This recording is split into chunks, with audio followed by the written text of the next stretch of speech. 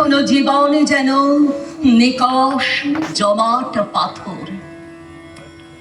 কোন টকবগে তরুণীর উদ্ভাসিত মুখ, কোন স্নিগ্ধা রমণীর শুভ্র হাসি, কোন তাজা ফুটফুটে বাচ্চা, কোন তৃপ্ত পুরুষের দৃপ্ত পদচারণ, কিংবা কোন সাচ্চা দেশপ্রেমিক আজও আমি খুঁজে পেলাম না। আমি সুখে নেই। রাস্তায় যে শিশু পাঠ্যে নিয়মের মতো বাড়তে বাড়তে সমাজ বিরোধী হয়ে মানুষের ঘুম কেড়ে নেয়, তাকে দেখে আমার রাগ নয়, করুণা হয়। আমি সুখে নেই। রাস্তার রোয়াকে অফিস যাবার মুখে যে সমস্ত শিক্ষিত বেকারের থরে থরে সাজানো চোখগুলো যখন আমাকে জুল জুল করে দেখে, আমার পান খাওয়া মুখ তখন ঘৃণায় ভরে ওঠে। আমি সুখে নেই, সত্যি বলছি, আমি সুখে নেই।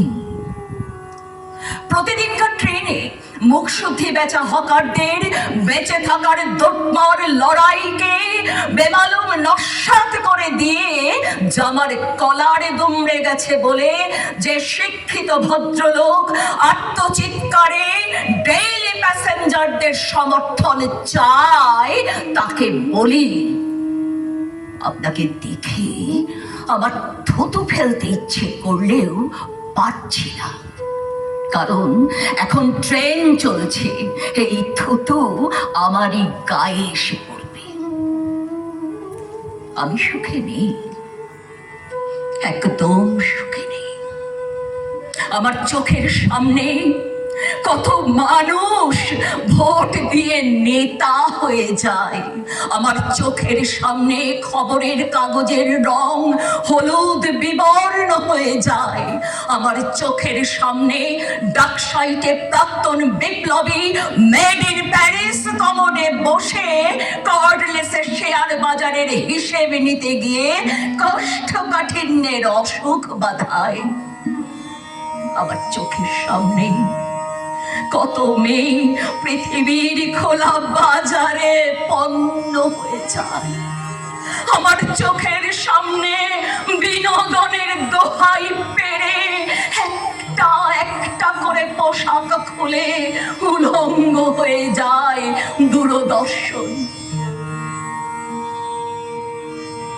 আমার দেশের বাড়ির অধীর কাকা এখন আর বেলচা দিয়ে ফার্নেসে স্ক্র্যাপ করে না, বদলে কারখানা ভর্তি হয়ে যাওয়ার পর যখন তাকে শহরের রাস্তায় কলম বিক্রি করতে দেখি, আমার ইচ্ছে করে তার সমস্ত ঝর্ণা কলমগুলো একবারে কিনে নিয়ে লক্ষ লক্ষ বার চেঁচিয়ে বলি, আমি সুখে নেই, আমি সুখে নেই, আমি সুখে নেই। আমি সুখে নেই।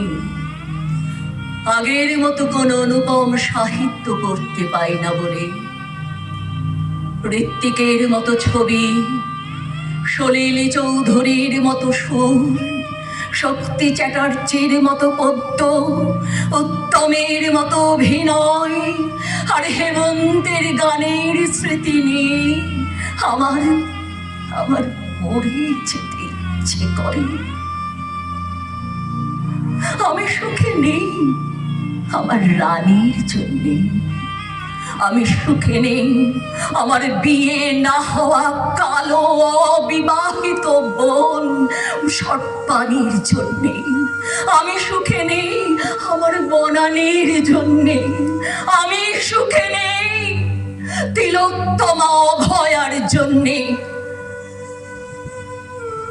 আজও এক সুকুমারী কবিতা বলতে বা না লিখতে পারার জন্য আমার মনে কোনো সুখ নেই।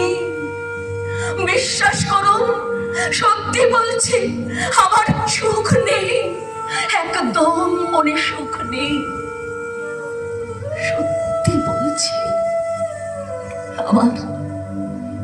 আমি একদম সুখে নেই।